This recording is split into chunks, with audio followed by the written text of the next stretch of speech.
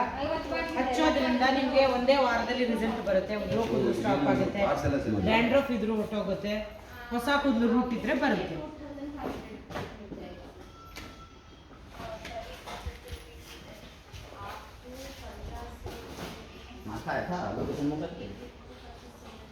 चोर सावध है किस जगह तो है ना तो यहाँ भोजन में खड़े कितने अनुकूल है नाश्ता करते यहाँ तो 12 किलो पर मज्जा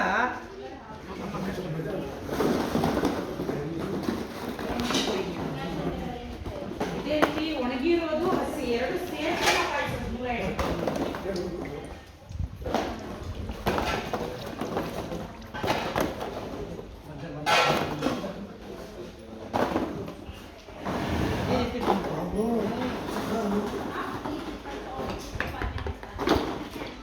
ಯಾವುದೇ ಕೆಮಿಕಲ್ ಇಲ್ಲ, ಸೈಡ್ ಎಫೆಕ್ಟ್ ಇಲ್ಲ, ನ್ಯಾಚುರಲ್ ಇದು ನೀವು ಹಚ್ಚಿದ್ರೆ ನಿಮಗೆ ಒಂದು ವೀಕಲ್ಲಿ ರಿಸಲ್ಟ್ ಗೊತ್ತಾಗುತ್ತೆ.